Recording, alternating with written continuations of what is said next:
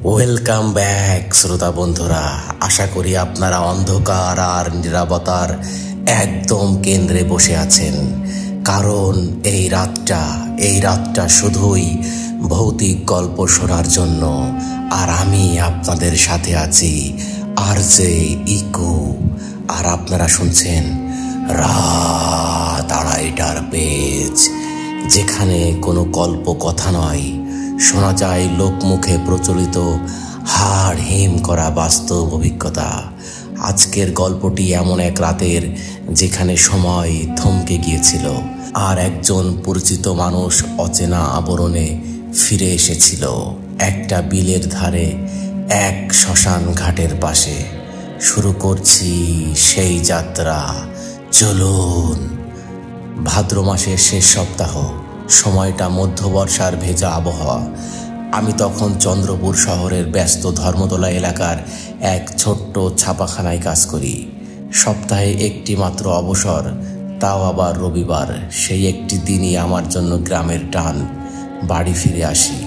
আমার বাড়ি নিরাপট্টি উপজেলার বকুলতলা থানার অন্তর্গত রূপটান গ্রামে। সেদিন ছিল শুক্রবার। অফিসের এক অনাকাঙ্ক্ষিত প্রেসার ডেলিভারির কাজ শেষ করতে প্রায় 9 ঘন্টা বেজে গেল। শেষ বাস চলে গেছে। নিরুপায় হয়ে লোকাল ট্রেন পলাশিকা এক্সপ্রেসে উঠলাম। ট্রেনটি ছিল জরাজীর্ণ, ধীর গতির, তবু এটাই একমাত্র গতি। রাত তখন প্রায় 10টা বেজে গেল। ট্রেন থামলো আধারপুর হল্ট স্টেশনে। স্টেশন বলতে শুধু ভাঙাচোরা প্ল্যাটফর্ম আর একটি পরিত্যক্ত টিকিট কাউন্টার। চারপাশটা প্রায় জনশূন্য। আশেপাশের চা পানের দোকানগুলোও কাঠের ছাপ ফেলে ঘুমিয়ে পড়েছে। বাতাসে কেন যেন ভারী ভেজা মাটির এক স্যাঁতস্যাঁতে গন্ধ। আকাশে মেঘের আনাগোনা, মনে হচ্ছিল যে কোনো মুহূর্তে আকাশ ভেঙে বৃষ্টি নামবে। আমার হাতে একটা পুরনো ধাঁচের ক্ষীণ আলোর টর্চ লাইট। সাহসকে সম্বল করে হাঁটা শুরু করলাম। আমার বাড়ি এখান থেকে মাত্র 2 কিলোমিটার। রাস্তাটা গ্রামের পুরনো আলোপথ। এক পাশে বিশাল কালী গহ্বর বিল, অন্য পাশে প্রেতজাল বন। চারিদিকে এক অস্বাভাবিক কণ্ঠরোধ করা নীরবতা। হঠাৎ করেই পিঠের উপর শিরশিরে ঠান্ডা অনুভব করলাম। মনে হলো আমার ঠিক পেছনে দূরত্ব বজায় রেখে কেউ যেন একজন হাঁটছে। আমি দাঁড়ালে সেও থমকে যায়, আমি চলতে শুরু করলে সেও চলতে থাকে। কিন্তু যখনই পেছন ফিরে আলো ফেলি, ফিসফিস করে বাতাস ছাড়া আর কিছুই দেখতে পাই না। প্রায় অর্ধেকটা পথ পেরোনোর পর একটা আতঙ্ক জাগানো কাঠামো চোখে পড়ল। কেন যেন বহু বছরের পুরনো একটা শীতলা মন্দির। সেটির প্রধান অংশ বহু আগেই ধসে পড়েছে। কেবল কালচে পাথরের কিছু ভগ্ন স্তূপ আর শ্যাওলা জমা ইটের দেয়াল অবশিষ্ট। মন্দিরের পাশেই চিতাখোলা শ্মশান। ছোটবেলা থেকেই এই স্থানটি নিয়ে গ্রামের লোকের মুখে ভয়ানক সব গল্প শুনেছি। এখানে নাকি অমাবস্যার রাতে পিশাচের চিৎকার শোনা যায়। আমি নিজেকে শান্ত করার ব্যর্থ চেষ্টা করলাম।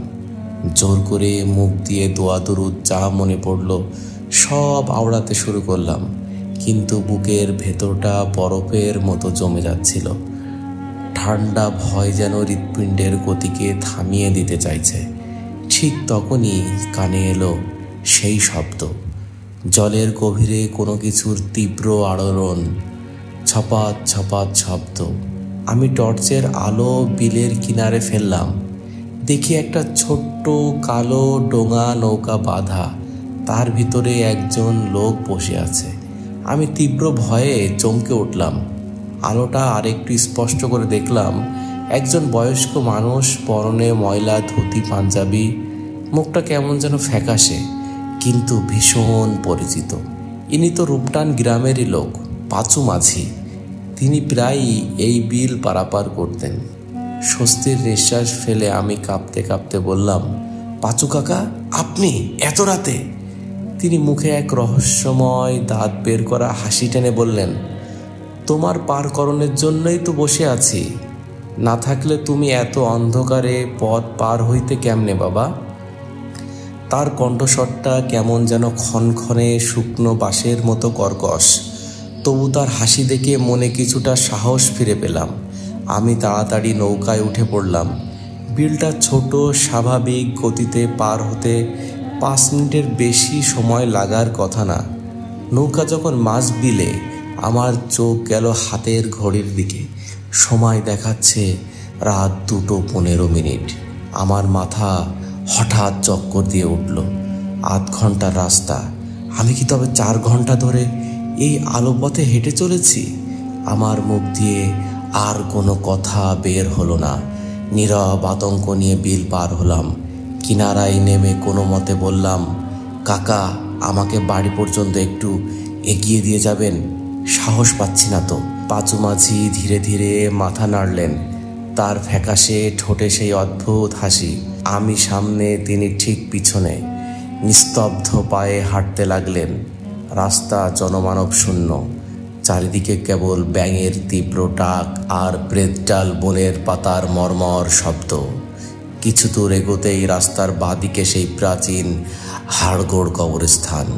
কবরস্থানের ভেতর থেকে হালকা কুণ্ডলি পাকানো ধোঁয়ার রেখা উঠছিল। আমি টর্চের আলো ফেলতেই দেখলাম একটা ছায়ামূর্তি দাঁড়িয়ে আছে। আবছা সাদা শাড়ি, আলগা চুল, মুখটা ঢাকা। হাত তুলে সে আমাকে ডাকছে, ইশারা করছে তার দিকে যেতে। আমার বুকটা ভয়ে হিম হয়ে গেল। সেই মেয়েটি আমি চিনতে পারলাম। ওর নাম মল্লিকা, আমাদের পাশের পাড়ার মেয়ে। বছরখানেক আগে অসম্মান সহ্য করতে না পেরে এই বিলের জলে ডুবে আত্মহত্যা করেছিল। গ্রামের কানাঘোষা ছিল পাঁচু মাঝির সাথে তার নাকি কোনো এক গোপন সম্পর্ক ছিল। আমি পেছনে পাঁচু মাঝিকে ডাকতে গেলাম, কিন্তু এ কি আশ্চর্য! আমার পেছনে কেউ নেই। চারপাশ আরও বেশি নিস্তব্ধ। বীরের দিক থেকে শুধু বাতাসের শোষ শব্দ আর কেন যেন এক হাহাকার ভেসে আসছে। আমার চোখের সামনে মল্লিকা ধীরে ধীরে সেই ধোয়া ওঠা কবরের দিকে হেঁটে যাচ্ছে। আমি আর এক মুহূর্ত দেরি করলাম না। পেছনের দিকে না তাকিয়ে উন্মত্তের মতো দৌড়াতে শুরু করলাম। টর্চটা হাত থেকে ছিটকে পড়ল। ঘন অন্ধকারের মধ্যে হোঁচট খেয়ে আমি রূপটান গ্রামের এক অপরিচিত বাড়ির দাওয়ায় গিয়ে পড়লাম। বাড়ির লোকজন জেগে গেল, আমাকে টেনে তুলে পানি খাওয়ালো। আমি ধাতস্থ হয়ে কাঁপতে কাঁপতে সব খুলে বললাম। আমার কথা শুনে বাড়ির সবার চোখ কেন যেন এক বিস্ফোরিত হয়ে গেল। বাড়ির প্রবীণ কর্তা এক বৃদ্ধ দীর্ঘশ্বাস ফেলে বললেন, ও পাঁচু মাঝি, সে তো আজ থেকে প্রায় 2.5 বছর আগে এই কালী গব্বর বিলের জলে ডুবে মারা গিয়েছিল। তার লাশ এই শ্মশান ঘাটে তোলা হয়েছিল। আমার বুকের মধ্যে কেউ যেন ফুটন্ত লাভার বদলে এক খণ্ড বরফ ঢেলে দিল। আমি সেই রাতটা আর এক মুহূর্ত ওখানে থাকতে পারিনি। সেই ভয়ানক অভিজ্ঞতার পর থেকে আমি আর কখনো ওই আধারপুর স্টেশন বা সেই আলোপথ দিয়ে একা ফিরি না। আজও যখন ভাদ্র মাসের শেষ সপ্তাহ আসে, আমার কানে সেই ছলাৎ ছলাৎ শব্দ আসে। আমার মনে হয় কেউ যেন এখনো আমার পেছনে হাঁটছে, দূরত্ব বজায় রেখে হাঁটছে। আর চোখের সামনে ভেসে ওঠে পাঁচু মাঝির সেই দাঁত বের করা ফ্যাকাশে হাসি। যতবার ওই পথ পেরোই মনে হয় বিলের বাঁকে ডোঙা নৌকাটা এখনো বাঁধা আছে। কেবল সেই আসনে পাঁচু মাঝি আর বসে থাকে না।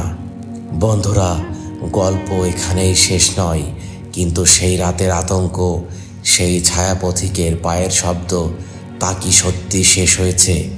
একবার ভাবুন, অচেনা পথের পাশে দাঁড়িয়ে থাকা সেই পরিচিত মুখ, সে কি আপনাকে সাহায্য করতে এসেছিল, নাকি আপনাকে টেনে নিয়ে যেতে? সময় কেন থমকে গিয়েছিল মাঝপথে? আসলে কিছু মৃত্যু দেহত্যাগ করেও তাদের শেষ যাত্রার পথ ভুলতে পারে না। তার অপেক্ষা করে হয়তো সেই বিলের বাঁকে রাত 2:30টার পরে।